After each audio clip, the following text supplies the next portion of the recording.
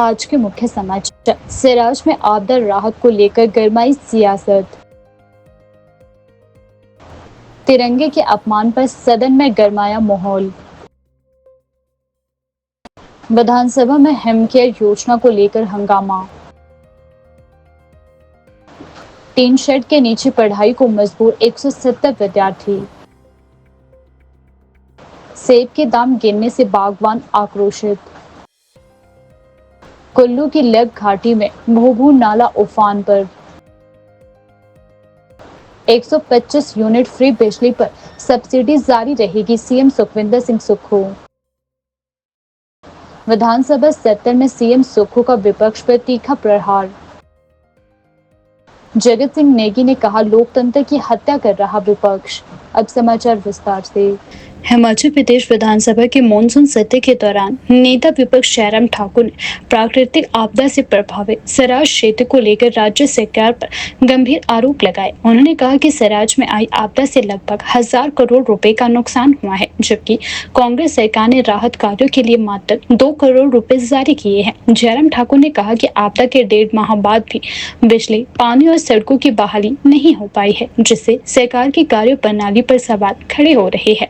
उन्होंने आरोप लगाया है कि सत्ता संरक्षित नेताओं ने इस आपदा को अवसर में बदल दिया है और प्रभावित लोगों की समस्याओं पर ध्यान देने की बजाय भ्रष्टाचार में संलिप्त हो चुके हैं। नेता विपक्ष ने सदन में बोलते हुए कहा कि केंद्र सरकार ने राहत कार्यों के लिए धन और संसाधन भेजे, लेकिन कुछ कांग्रेस नेताओं और अधिकारियों ने उसका दुरुपयोग किया है। उन्होंने आरोप लगाया कि हेलीकॉप्टर से भेजा गया राशन भी एक कांग्रेस नेता के घर उतारा गया। जयराम ठाकुर ने यह भी आरोप लगाया है कि कांग्रेस के कुछ नेता सड़कों का टेंडर निकालने की मांग कर रहे हैं और चाहते हैं कि उसका पैसा उन्हें दे दिया जाए। उन्होंने यह भी कहा कि अयोग्य लोगों को राहत राशि दी जा रही है, जबकि वास्तविक प्रभावित आज भी बुनियादी सुविधाओं से वंचित है।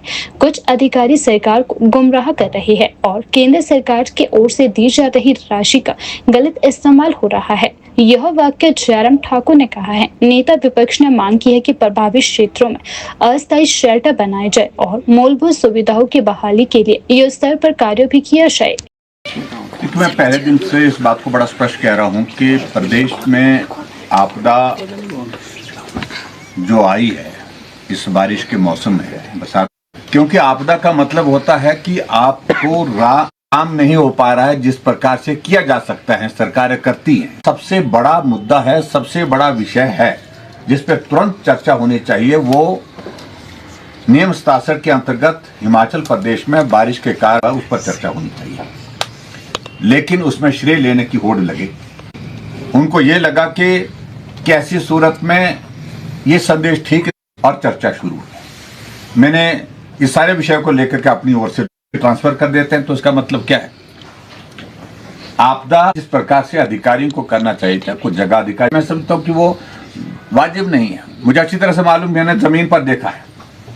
मैं अपने विधानसभा क्षेत्र में जब पहुंचा, कुछ अधिकारी वहां पर थे, लेकिन बड़े अधिकारी कितने थे और कौन कौन थे, इस बात को मैंने अच्छी तरह से तब पहुंचे। वो मिनिस्टर के साथ में बात की, मैंने केंद्र में गृह मंत्री जी के साथ साथ में डिफेंस मिनिस्टर और उनके साथ नितिन गडकरी जी, फाइनेंस मिनिस्टर, सब लोगों से बातचीत की।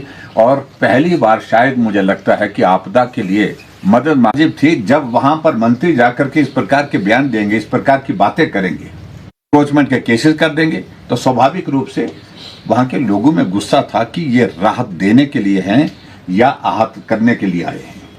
ऐसे में फोन डाला गया, फोन किए गए, वहां पर एसपी को फोन किए गए और वहां डीएसपी जो उनको फोन किए गए, एसएचओ को फोन किए, खुद जो है वो मॉनिटर कर रहे हैं कि जयराम का बेस में केस बनाओ।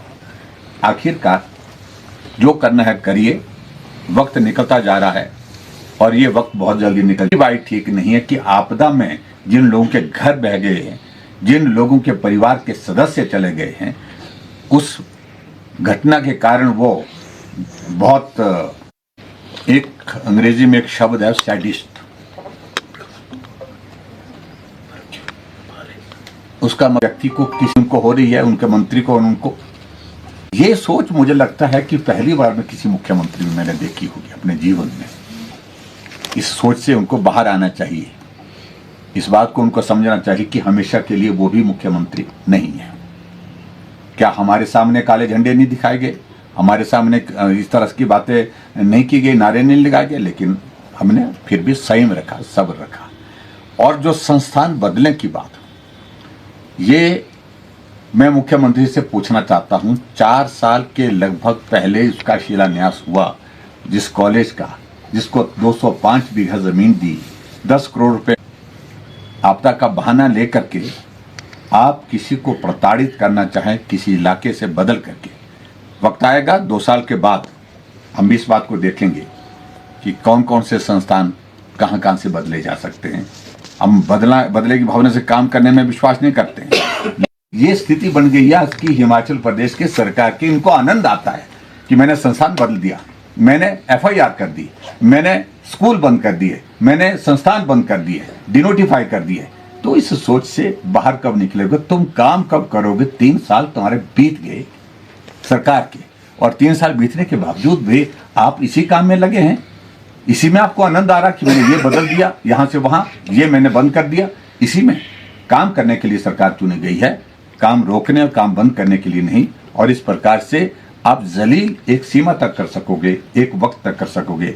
आखिरकार वक्त निकल जाएगा तो आपको भी जलालत के लिए तैयार होना पड़ेगा।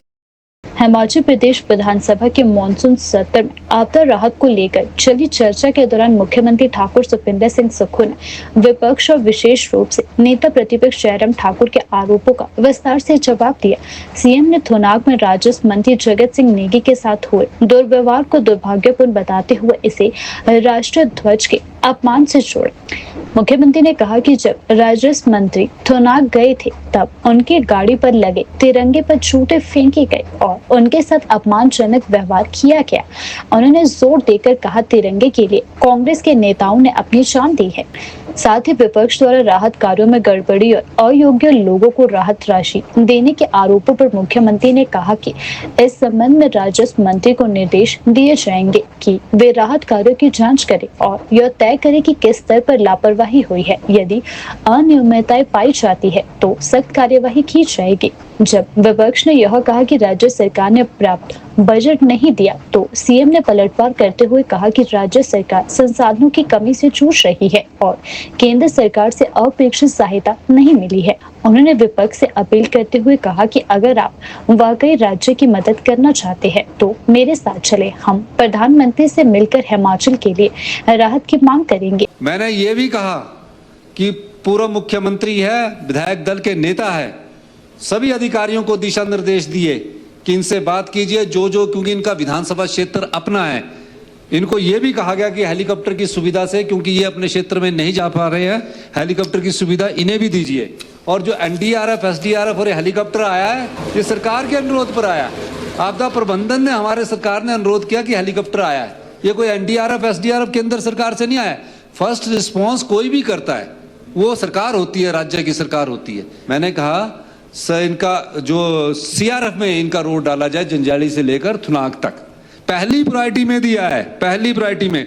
मैं ये कहना चाहता हूं कि दोषारोपण से काम नहीं बनने वाला। बादल फटने की घटनाएं बढ़ रही है, आप हमें दोष कर रहे हैं। 1.5 महीने से टेम्परेरी अभी है, टेम्परेरी हमने जोड़ा, और हम टेम्परेरी इसलिए कि अभी इतनी बरसात पड़ रही है, कुल्लू में बादल फट गया, किन्नौर में बादल फट गया, हर दिन हमें बादल फट रहा है। अभी तो क्योंकि जब बारिशें रुकेगी, हम आपके साथ बैठकर, मैं मंच के आपको आश्वासन देना चाहता हूं कि आपके साथ बैठकर आपके विधानसभा क्षेत्र की हम योजनाओं को अमली जामा पहनाएंगे। केंद्र फेडरल स्ट्रक्चर्स में इन्हीं का दायित्व बनता है कि हमारे को जो किस्त मिलती, कोई भी सरकार आ जाए, कोई तीसरी सरकार भी आ जाए, उसको भी SDRF के पैसे मिलते हैं। और NDRF की कोई ऐसी बड़ी बात नहीं कि स्पेशल है, कोई रिलीफ पैकेज स्पेशल नहीं मिला। कहते 415 करोड़ रुपए आए। जो 2023-24 में आपदा आई ना, रिलीफ उसको कहते ना जिसकी पीड़ा होती है उस समय किया जाए। आपने बहुत अच्छी बात की, मैं आज आपकी बात का कायल हो गया। आप अपने केंद्र की सरकार के पास जाइए, 23-24 का जो रिलीफ है वो 2 साल बाद भी नहीं दे रहे। 10,000 करोड़ के रिलीफ में 1500 करोड़ रुपया उन्होंने हमें दिया और क्या कहा कि जो आपने खर्चा किया है उसी में खर्च होगा। तो आपको कहां से मिलेगा? आप तो अभी गए हैं जगत नेगी जी वहां के रेवेन्यू मिनिस्टर। रेवेन्यू मिनिस्टर का दायित्व क्या होता है? रेवेन्यू मिनिस्टर का दायित्व होता है कि राजस्व से जुड़े जितने भी संबंधित का है, फसल देखने के, बगीचे भी गिर गए आम परिवारों के, सिराज में गरीब आदमियों के बगीचे बह गए, फसल में गाद आ गई, मकान में गाद भर गई। आके कैबिनेट मीटिंग हुई और पहली कैबिनेट मीटिंग में हमने गाद वालों को, भेड़ बकरी वालों को, पशुपालन वालों का हमने स्पेशल रिलीफ पैकेज दे दिया। बात हुई कि हमारा थुनाग का कॉलेज क्यों बदला गया। माननीय पूर्व मुख्यमंत्री जी का मुझे फोन आया, मैं उनसे भी बात करता हूँ। मैंने नेगी जी से बात की कि कोई ऐसी बात है, इन्होंने बोला कोई ऐसी बात नहीं। जब जाने लगे मेरी इनसे भी बात हुई, जाने लगे तो तिरंगे के ऊपर जूते फेंक दिए, तिरंगे के ऊपर काले वो फेंक दिए। मंत्री की भी अहमियत है, वो संविधान के पद पर बैठा हुआ व्यक्ति है, कोई भी है, और जो तिरंगा उसकी झाड़ी में लगाया है उसका सम्मान करना हम सब लोगों का दायित्व बनता है। उस तिरंगे के लिए कांग्रेस पार्टी के कई नेताओं ने अपनी जान दी है। कंडाघाट चायल सड़क पर स्थित राजकीय वरिष्ठ माध्यमिक विद्यालय कलहोक के 170 विद्यार्थी बीते 2 वर्षों से टीन के अस्थायी शेड के नीचे बैठकर पढ़ाई करने को मजबूर है। वर्ष 2023 में प्रदेश में आई प्राकृतिक आपदा के दौरान स्कूल भवन के 6 कमरे क्षतिग्रस्त हो गए थे, जिन्हें तकनीकी टीम द्वारा असुरक्षित घोषित कर दिया गया। तब से अब तक ना तो भवन की मरम्मत हो सकी है और ना ही नए भवन का निर्माण कार्य शुरू हो पाया है। आपदा के बाद जनप्रतिनिधियों और सरकार की ओर से भी कई वादे किए गए, लेकिन वे वादे कागजों तक ही सीमित रह गए। शिक्षा विभाग ने भवन मरम्मत का प्रस्ताव सरकार को भेजा, बाद में नया भवन बनाने की योजना भी तैयार की गई, मगर आज तक बजट स्वीकृति नहीं मिल पाई। नतीजन 2 वर्षों से विद्यालय का संचालन टीन के 3 शेड के नीचे हो रहा है, जहां कक्षा 6 से जमा 2 तक की पढ़ाई चल रही है। इन 3 शेडों की स्थिति भी दयनीय है। बारिश में टपकने लगते हैं, गर्मियों में अंदर भीषण गर्मी और सर्दियों में कड़ाके की ठंड झेलनी पड़ती है। शेड में बिजली की व्यवस्था तक नहीं है, जिससे विशेष रूप से परीक्षा के समय विद्यार्थियों को भारी परेशानियों का सामना करना पड़ता है। आपदा के बाद स्वास्थ्य मंत्री डॉक्टर धनीराम शांडिल ने प्रतिनिधि मंडल से मुलाकात की थी। तत्कालीन राहत के तौर पर सरकार ने टीन शेड लगाने के लिए धनराशि उपलब्ध करवाई, जिससे पढ़ाई को दोबारा शुरू किया गया। इसके अतिरिक्त ग्राम पंचायत तुंदल की प्रधान चित्रा लेखा ने बताया कि पंचायत को मिले 3 लाख रुपए के 3 टेम्परेरी शेड बनवाए गए हैं। एसएमसी प्रधान सुनंदा के अनुसार वर्ष 2016 में स्कूल के लिए 69 लाख रुपए की धनराशि स्वीकृत की गई थी, लेकिन उसका उपयोग आज तक नहीं हो पाया है। स्कूल के प्रधानाचार्य राधा कश्यप ने बताया कि क्षेत्र के लोगों का एक प्रतिनिधि मंडल मुख्यमंत्री ठाकुर सुखविंदर सिंह सुक्खू से मिल चुका है, मगर नए भवन का निर्माण कार्य अब तक शुरू नहीं हो सका है। स्कूल के आसपास जो डंगे क्षतिग्रस्त हुए थे, उनका निर्माण कार्य भी धीमी गति से चल रहा है, जिससे बारिश के दौरान बच्चों की सुरक्षा को लेकर गंभीर चिंता बनी हुई है। स्थानीय लोग, अभिभावक और स्कूल प्रबंधन अब एक बार फिर सरकार से स्थायी समाधान और शीघ्र भवन बनाने की मांग कर रही है, ताकि विद्यार्थियों को एक सुरक्षित और बेहतर शैक्षणिक वातावरण मिल सके। हिमाचल प्रदेश विधानसभा के मॉनसून सत्र के दूसरे दिन आज सदन की कार्यवाही में हेमकेयर योजना को लेकर जोरदार हंगामा देखने को मिला। प्रश्नकाल के दौरान भाजपा विधायकों ने हेमकेयर योजना के लाभार्थियों को इलाज न मिलने का मुद्दा उठाया, जिस पर जवाब से असंतुष्ट होकर विपक्ष ने सदन से वॉकआउट कर दिया। नाचन के भाजपा विधायक विनोद कुमार ने प्रश्नकाल के दौरान हेमकेयर योजना के तहत एम्स और सभी मेडिकल कॉलेजों में इलाज की सुविधा न मिलने का मुद्दा जोर शोर से उठाया। उन्होंने सवाल किया कि जब मरीजों के पास हेमकेयर कार्ड है तो उनका इलाज क्यों नहीं हो रहा है। स्वास्थ्य मंत्री डॉक्टर धनीराम शांडिल ने जवाब में कहा, सदस्य ने मामला काफी आवेश में उठाया है, जबकि योजना चल रही है और समय समय पर बजट भी जारी किया जा रहा है। इस जवाब से असंतुष्ट विनोद कुमार ने कहा कि जमीनी स्तर पर मरीजों को कोई राहत नहीं मिल रही है और यह योजना केवल कागजों तक ही सीमित है। हेमकेयर योजना बहाल करो, बहाल करो, बहाल करो। गरीब मरीजों का इलाज करो, इलाज करो, इलाज करो। हेमकेयर योजना बहाल करो, बहाल करो, बहाल करो। मित्रों, आज बहुत ही महत्वपूर्ण प्रश्न माननीय सदस्य विनोद कुमार जी की ओर से लगा था कि हिमाचल प्रदेश में जो हिमकेयर योजना चल रही है, क्या सरकार उसको चलाए हुए है या उसको बंद कर दिया गया है। और उसका एक मार्मिक उदाहरण इन्होंने सदन के अंदर अपने प्रश्न को उठाते वक्त दिया कि एक पेशेंट की बीमारी का इलाज जो होना था, उस इलाज के लिए उसको मंगलसूत्र जो सुनार के पास जो है वो जमा करने के लिए जाना पड़ा, क्योंकि इलाज के लिए खर्च के लिए पैसे नहीं थे। और उस हालात में जब इस प्रश्न को विधानसभा के अंदर उठाया तो मैं देख रहा था कि इतना अमानवीय और गैर जिम्मेदाराना व्यवहार सत्ता पक्ष के विधायकों की ओर से, मंत्रियों की ओर से और विशेष तौर से मुख्यमंत्री की तरफ से, कि मंगलसूत्र सुनार के पास जमा करने के लिए वो आदमी लेकर के गया ताकि उससे पैसा उधार लेकर के मैं हॉस्पिटल का बिल चुकता कर सकूं। इस पर मुख्यमंत्री मुस्कुरा रहे थे और इस पर मंत्री अधिकांश मुस्कुरा रहे थे। इतना अमानवीय दृश्य मैंने सचमुच में कभी नहीं देखा। और ये घटना नहीं है, ये घटना इससे पहले चंबा में जहां प्रत्यक्षदर्शी मैं हूं, उस महिला को मैं हॉस्पिटल में मिलकर के आया हूं। हम सब लोगों ने पैसा इकट्ठा करके उस पेशेंट के, उस महिला के इलाज के लिए जो पैसे वहां पर देने थे, उसका बेटा जाकर के हॉस्पिटल में अपनी मां के जेवर गिरवी रखने के लिए गया था। लेकिन उस वहां पर जो केमिस्ट ने, उसने कहा कि आप पैसा बाद में दे दीजिए, लेकिन मैं जेवर नहीं लूंगा। फिर हमने वहां पर सब लोगों ने मिलकर के वो पैसा का इंतजाम किया। मेरा कहने का मतलब है कि हिमाचल प्रदेश में स्वास्थ्य की सेवाओं का सत्यानाश जिस प्रकार से किया है वर्तमान सरकार ने, ऐसा कभी आज से पहले नहीं हुआ है। निम्न स्तर पर आज तक स्वास्थ्य की सुविधाएं जो है हिमाचल प्रदेश में चले गई हैं। और आदमी की जिंदगी से महत्वपूर्ण कोई चीज नहीं है, उससे ज्यादा कीमती कोई चीज नहीं है, उसके बावजूद उस आदमी की जिंदगी के साथ खिलवाड़ करने पर आ गई है।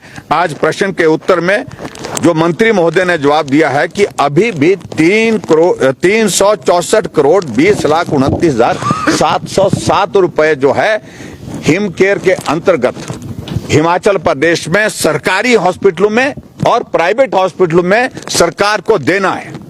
और इसी कारण से सरकारी हॉस्पिटल में और प्राइवेट हॉस्पिटल में डॉक्टरों ने इलाज करने से वहां पर मना कर दिया कि हिम केयर के अंतर्गत अब इलाज नहीं हो सकता, क्योंकि पैसा नहीं आ पा रहा है।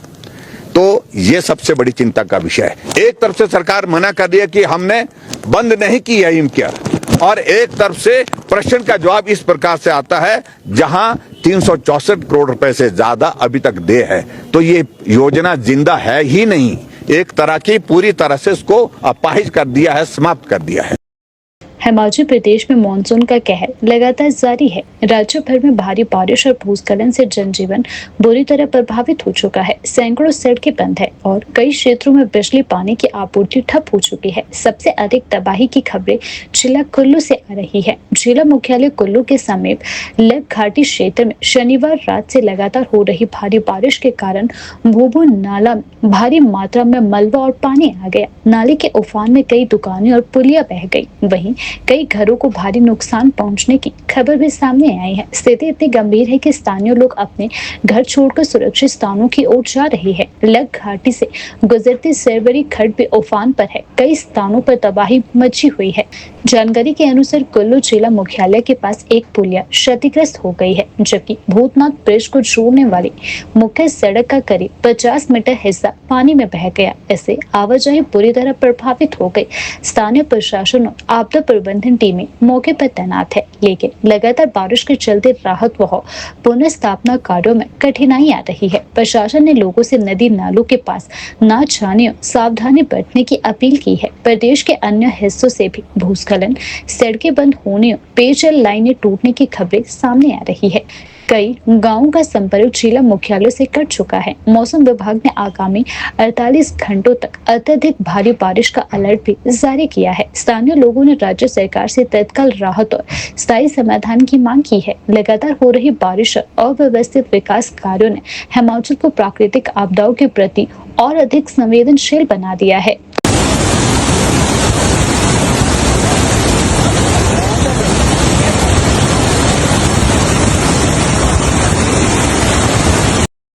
हिमाचल प्रदेश विधानसभा के मॉनसून सत्र के दूसरे दिन मुख्यमंत्री ठाकुर सुखविंदर सिंह सुक्खू ने स्पष्ट किया है कि राज्य सरकार ने 125 यूनिट तक दी जाने वाली मुफ्त बिजली सब्सिडी को बंद नहीं किया है।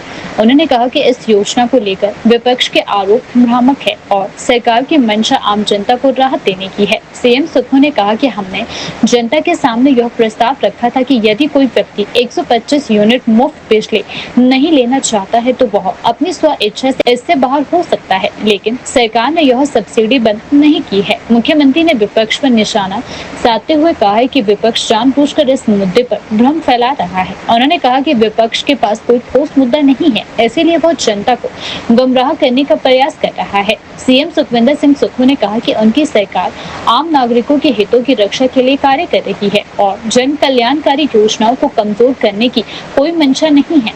हमने आम लोगों से जो सेल्फ डिपेंडेंट हैं कि आप अपनी बिजली की सब्सिडी बंद करना चाहते हैं, स्वयं से सेल्फ डिक्लेरेशन से बिजली बंद करना चाहते हैं, उस संदर्भ में हमने स्वेच्छा से एक अपील की थी।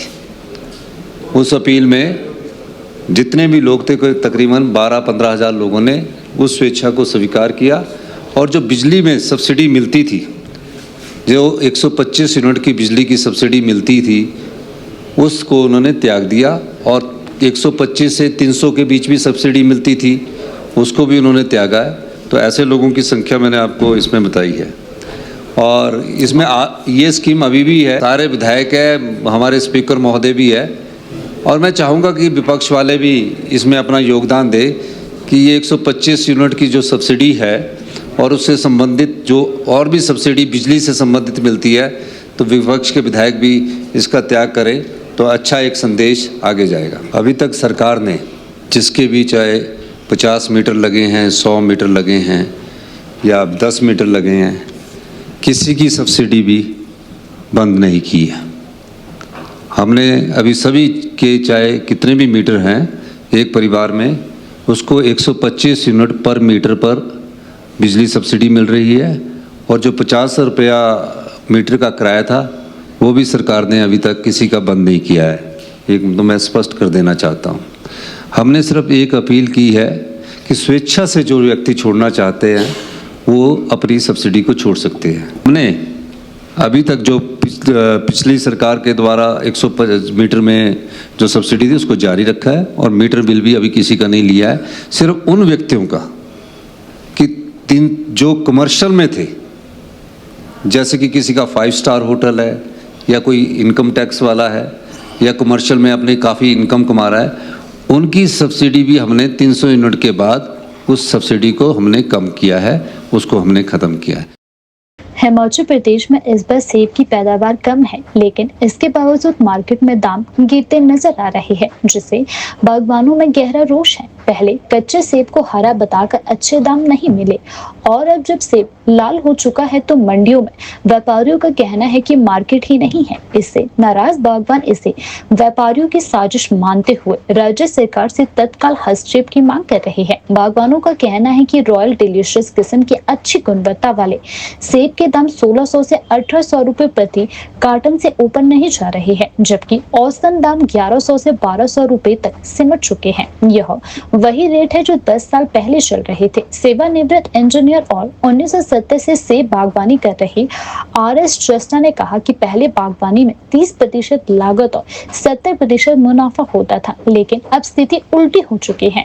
अब सब कुछ मजदूरों पर निर्भर है। पहले 1-2 बार दवा का छिड़काव होता था, अब 100 से ज्यादा स्प्रे करने पड़ते हैं। महंगे खाद, कीटनाशक और मजदूरी ने बागवानों को घाटे का सौदा बना दिया है। कई बागवानों ने यह भी स्वीकार किया है कि सीजन की शुरुआत में कुछ लोगों ने अधपके सेब मंडी में उतार दी, जिससे शुरू में ही मार्केट का ग्राफ गिर गया। देवानंद वर्मा, अध्यक्ष कृषि उत्पाद मंडी समिति शिमला एवं किन्नौर ने कहा कि बाजार में गिरावट के कई कारण हैं, जिनमें गुणवत्तापूर्ण सेब का समय पर न पहुंचना भी एक वजह है। उन्होंने कहा कि आढ़तियों की मिली भगत की फिलहाल कोई पुष्टि नहीं है। बागवान वीनू ठाकुर ने कहा कि जब किसान मंडी आता है तो उसे उम्मीद होती है कि उसकी मेहनत का सही मूल्य मिलेगा, लेकिन जब व्यापारी कहते हैं कि मार्केट नहीं है तो किसान अंदर से टूट जाता है। उन्होंने कहा कि आढ़तियों को कच्चा सेब स्वीकार ही नहीं करना चाहिए था। सरकार को इस पूरे सिस्टम की जांच करनी चाहिए ताकि भविष्य में किसान की मेहनत के साथ कोई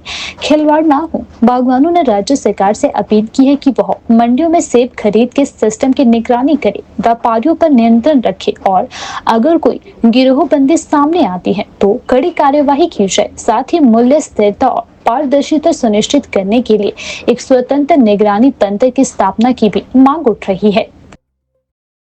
हिमाचल प्रदेश विधानसभा के मॉनसून सत्र में संसदीय कार्य मंत्री जगत सिंह नेगी ने विपक्ष और नेता प्रतिपक्ष जयराम ठाकुर पर तीखा हमला बोला है। विपक्ष द्वारा लगातार सदन से वॉकआउट और बॉयकॉट के बीच जगत नेगी ने इसे लोकतंत्र की हत्या करार दिया है। नेगी ने आरोप लगाया है कि नेता प्रतिपक्ष जयराम ठाकुर सदन को एक तरफा तरीके से चलाना चाहते हैं और दूसरों को अपनी बात रखने ही नहीं देते हैं। उन्होंने कहा कि जब विपक्ष की सच्चाई सामने आने वाली थी तब उन्होंने वॉकआउट कर दिया। यह लोकतांत्रिक प्रक्रिया से भागना है। वहीं उन्होंने थोनाक की घटना को लेकर विपक्ष पर हमला बोलते हुए कहा कि विपक्ष जानबूझकर ऐसी घटनाएं घटित कर रहा है, जनता के सामने गलत तस्वीर को पेश किया जा रहा है। साथ ही जगत सिंह नेगी ने कहा कि एक तरफ बीजेपी तिरंगा यात्रा निकाल रही है, वहीं दूसरी ओर उसके कार्यकर्ता तिरंगे पर जूते फेंक रही है, जो गंभीर अपमान है। जगत सिंह नेगी ने जयराम ठाकुर द्वारा मंत्री और विधायकों के लिए कथित तौर पर इस्तेमाल की गई भाषा पर भी नाराजगी जताई है। बावजूद मैं इतना कहना चाहता हूँ, इन्होंने कहा कि ये जो है तिरंगे का अपमान नहीं था। एक तरफ तो तिरंगा यात्रा निकालते ये लोग, दूसरी तरफ उसी तिरंगे को अनादर करते उसके ऊपर कपड़ा फेंक रहे हैं। वो जगत सिंह के ऊपर कपड़ा नहीं डाला गया, वो तिरंगे के ऊपर गया। वो जो जूता नुमा या चप्पल नुमा जो फेंका गया, वो पत्थर फेंके, वो झंडे के ऊपर गया। इससे बड़ा झंडे का अनादर क्या हो सकता है? राष्ट्र ध्वज का, तिरंगे का। ये तिरंगा यात्रा तो ड्रामा है और ये फर्जी राष्ट्रवाद है। असली राष्ट्रवाद जब था तब तो इन्होंने तिरंगे को जो है 50 साल तक अपने जो है RSS के जो है उसमें ऑफिस में नहीं लगाया। आज तिरंगे का इतना बड़ा अनादर हुआ है, इसका अपमान हुआ है और उस बात को छुपाने के लिए ये लोगों को गुमराह कर रहे हैं। सभी ने जो है इस पे देखा है, पोस्टों पे, फेसबुक पे देखा, सोशल मीडिया में देखा, वो काले कपड़े किसके ऊपर फेंके गए, वो काला जो चप्पल नुमा चीज किसके ऊपर फेंका गया। वो भारत के राष्ट्रीय ध्वज का अपमान हुआ है, जगत सिंह का कोई अपमान नहीं हुआ है। मेरे ऊपर फेंकते तो मैं देख लेता क्या होता। ये जो है कहते कि अंदर बैठने वाला व्यक्ति जो है वो होना चाहिए। तो क्या जो ये तिरंगा लगाकर जब ये बैठे थे, जब मंत्री थे, तो ये क्या कहते हैं, ये कोई अलग ही किस्म के नॉन बायोलॉजिकल लोग थे। तो ये इनसे मैं कहना चाहता हूँ। और दूसरी बात ये कहते हैं कि इनकी शब्दावली देख लीजिए। जयराम हमेशा कहते हैं कि ये आदमी, मुझे विधानसभा में जब संबोधन करते हैं कहते हैं कि ये आदमी, और आज उसी तर्ज पर जो इनके विधायक हैं, जो रणधीर शर्मा, वो कहता है ये मंत्री। अगर ये अपनी जुबान को, अपनी भाषा को अगर नहीं सुधारेंगे तो हमें भी ईंट का जुआ पत्थर से देना आता है। ये मैं इनको बताना चाहता हूँ। अब क्योंकि मैं हमेशा इनको कटघरे में खड़ा करता हूँ, क्योंकि मैं हमेशा संविधान की बात करता हूँ। ये क्योंकि संविधान को नहीं मानते, ये जो है रीजन को नहीं मानते, केवल जो है झूठ बोल के गुमराह करने की बातों को आगे बढ़ाते हैं। इसलिए ये जो है मेरा बहिष्कार करें, बहुत अच्छा है। ये मेरे से प्रश्न ना पूछे, बहुत अच्छा है। पर मैं इनका एक एक बात का जवाब जो है, जो संविधान के तहत है, जो सच्चाई है, वो बोलने से कभी पीछे नहीं रहूँगा। ना कोई इनके जो है इस किस्म के धमकी से जो है मैं अपने जो संवैधानिक मेरे अधिकार है और इस देश के नागरिक होने के नाते जो मेरा अधिकार है, उसको भाजपा कभी भी मुझे रोक नहीं सकता। हिमाचल प्रदेश विधानसभा के मॉनसून सत्र में मुख्यमंत्री ठाकुर सुखविंदर सिंह सुक्खू ने विपक्ष पर जमकर हमला बोला है। उन्होंने कहा कि विपक्ष बिना तर्क के बार बार वॉकआउट कर रहा है और जनता के महत्वपूर्ण मुद्दों पर चर्चा से बच रहा है। सीएम सुक्खू ने स्पष्ट किया कि राज्य सरकार ने हेमकेयर योजना को बंद नहीं किया है। उन्होंने कहा कि गरीबों और जरूरतमंदों को स्वास्थ्य सुविधा का लाभ देने के लिए सरकार साल में 4 बार कार्ड बनवा रही है ताकि कोई भी लाभ से वंचित न रह जाए। उन्होंने पूर्ववर्ती सरकार की आलोचना करते हुए कहा कि विपक्ष ने हिमकेयर योजना के तहत प्राइवेट अस्पतालों को लाभ पहुंचाया, जिससे कई जगह इसका दुरुपयोग हुआ है। इस कारण सरकार ने निर्णय लिया है कि अब प्राइवेट अस्पतालों में सिर्फ डायलिसिस की सुविधा को ही योजना में शामिल किया जाएगा। सीएम सुक्खू ने बीजेपी को दिशाहीन करार देते हुए कहा कि विपक्ष के पास कोई ठोस मुद्दा नहीं है। उन्होंने कहा विपक्ष 1 घंटे में 3 बार वॉकआउट करता है, जब जवाब नहीं मिलता तो तर्क छोड़कर भाग जाना क्या सही है। सीएम ने नेता प्रतिपक्ष जयराम ठाकुर को सलाह दी है कि उन्हें सभी विधायकों को साथ लेकर चलना चाहिए। हिमकेयर योजना को बार बार सवाल उठाते हैं। हिमकेयर योजना अच्छी योजना है, इसको कोई बंद नहीं किया गया, और ऐसे वक्तव्य देते हैं जिन वक्तव्यों का कोई आधार नहीं होता। हमने कहा कि हिमकेयर योजना से जो गरीब आदमी है, जो आम आदमी है, जो किसान है, बागवान है, उसका इलाज होना चाहिए। उस इलाज के सिलसिले में हमने हिमकेयर साल में 4 बार बनाने की प्रथा को शुरुआत की है। हिमकेयर योजना का हमारी सरकार बनने के बाद 550 करोड़ रुपए का खर्चा हुआ, जो हमारी सरकार ने दिया है। अब 4 बार साल में कार्ड कैसे बनेगा, यानी कि क्वार्टरली, हर महीने पूरे कार्ड बनेगा। क्वार्टरली के जिस मंथ में, जैसे जून में कार्ड बनेगा तो पूरा जून में 30 दिन कार्ड बनेगा, फिर जुलाई अगस्त के बाद सितंबर आएगा तो अक्टूबर में कार्ड बनेगा। इसलिए हर 3 महीने बाद कार्ड बनेगा। कार्ड बनने के बाद हमने ये कहा कि कोई हिमकेयर का आदमी ऐसा आ जाता तो एमएस को पावर दे दी है, प्रिंसिपल को पावर दे दी है कि 100 कार्ड तक वो भी बना सकता है। हिमकेयर के इलाज में कोई कमी नहीं आ रही, लेकिन हिमकेयर का जो पैकेज भारतीय जनता पार्टी ने बनाया, जिस गाल ब्लैडर का ऑपरेशन 15 से 18 हज़ार के बीच में होना चाहिए, उस गाल ब्लैडर के ऑपरेशन में 31,000 रुपया खर्चा आ रहा है। और जिस प्रकार नए लोग MBBS करके आए, उन्होंने अपने प्राइवेट हॉस्पिटल खोल लिए और हिमकेयर में एम्पैनलमेंट करवा दी। उन्हीं के बिल 1 करोड़ के हो गए हैं। प्राइवेट हॉस्पिटल करने थे तो अच्छे हॉस्पिटल करने चाहिए थे, जो रिनाउंड डॉक्टर्स हैं उनके हॉस्पिटल को एम्पैनलमेंट करना चाहिए था। वो एम्पैनलमेंट नहीं किया बीजेपी की सरकार ने, प्राइवेट हॉस्पिटल को एम्पैनलमेंट किया। अब जो हिमकेयर कार्ड लेके प्राइवेट हॉस्पिटल में जाता था, उसके बाद वो अगले हॉस्पिटल में रेफ़र हो जाता था, उसकी बीमारी का तो इलाज ढंग से होता नहीं था। तो इसलिए हमने कहा कि प्राइवेट हॉस्पिटल में सिर्फ डायलिसिस होंगे, जिनके पास डायलिसिस की मशीन्स होगी। हिमकेयर कार्ड का इलाज सरकारी हॉस्पिटल में होगा। सरकारी हॉस्पिटल में जो पेमेंट है वो हमने की है, और कुछ पेमेंट अभी उनकी बची है, जिसको आने वाले समय में हम उसको पूरा करेंगे। लेकिन सरकारी जनता के धन को ना तो लूटने देंगे, ना ही लुटाएंगे और ना ही लूटेंगे। बीजेपी की सरकार ने जो हिमकेयर का धन था वो उन प्राइवेट लोगों को लुटाने की कोशिश की और पैकेज बनाया। सभी जो भी शॉपकीपर्स हैं, हिमकेयर का जो पैकेज है वो शॉपकीपर्स के अनुसार बनाया गया। मैं किसी शॉपकीपर की बात नहीं करना चाहता। और कितने बिल बन रहे हैं, 1000 करोड़ रुपया क्या इलाज के लिए खर्च भी हुआ है कि नहीं हुआ? अगर इलाज के लिए खर्च हुआ तो क्या आम आदमी का इलाज उससे 1000 करोड़ में हुआ कि नहीं हुआ? गरीब किसान का इलाज उस 1000 करोड़ में हुआ कि नहीं हुआ? तो ये सब चीज़ें बड़ी चिंता का विषय है। हम उसकी गहराई से जानकारी प्राप्त कर रहे हैं और हर एक हिमकेयर के जो मरीज है उसकी हम मैपिंग कर रहे हैं कि क्या हिमकेयर से इलाज हुआ कि कहीं और इलाज के नाम पर कहीं और बात तो नहीं हुई है।